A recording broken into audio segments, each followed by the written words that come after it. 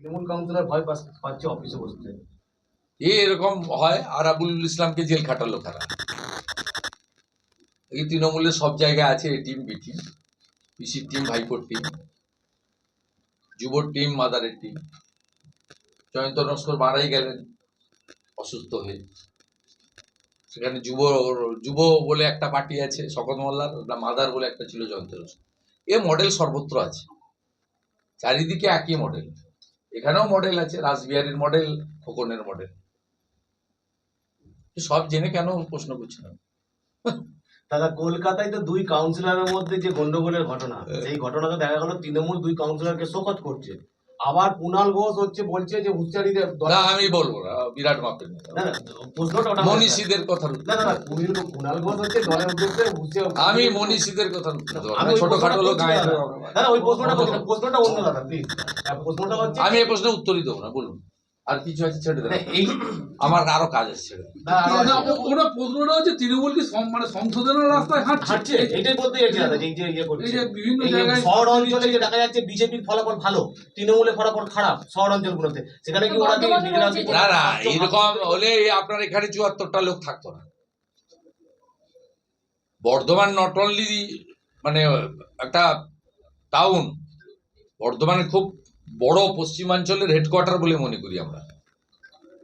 বর্ধমান শহরে জাতীয় সড়কের গায়ে ঘরছাড়াদের নিয়ে দেখা করতে আসা দুপুরবেলা তৃণমূল যদি একটুও শুধরাতো ২১ সালের ভোটের মানে ভোট পরবর্তী হিংসা থেকে, তাহলে এবারে এই জিনিস হতো না।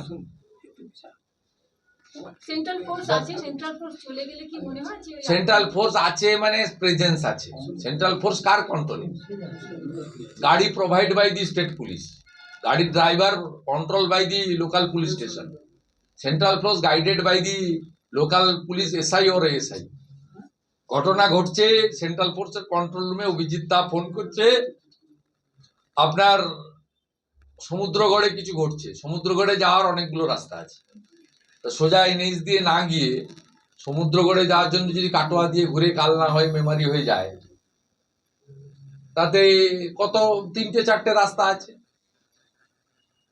সমুদ্রগড় যদি অন্য থানার মধ্যে পড়ে, আমি কথার কথা বলছি যে এই যে পৌঁছানোটা কখন পৌঁছাচ্ছে, ১২টায় ইনসিডেন্ট হচ্ছে, কন্ট্রোল রুমে জানানো হচ্ছে সেন্ট্রাল ফোর্সকে এমন সময় নিয়ে যাচ্ছে, ২টোর সময়, ৩টের সময়, ৪টের সময়, যখন সব ঘটনা শেষ।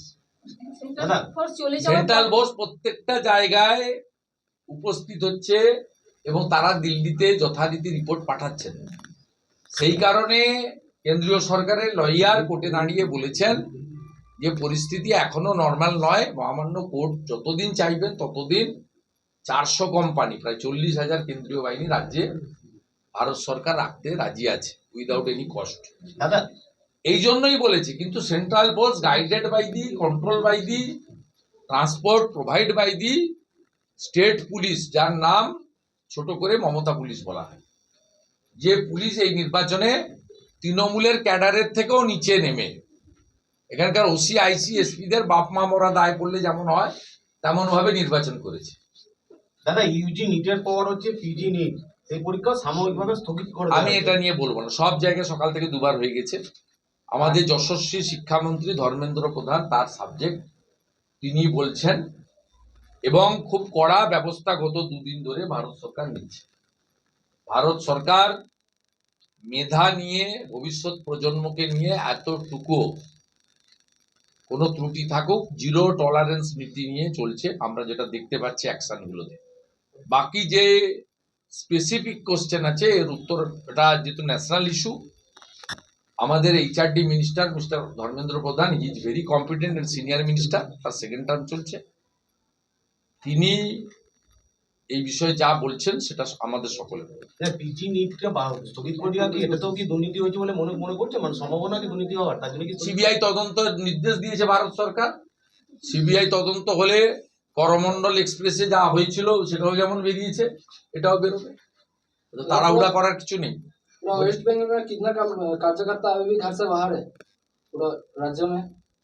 देखिए, हम लोग का पास तो जो शेल्टर में 3,500 से 4,000 है, पूरा प्रदेश में 8,000 तो होगा।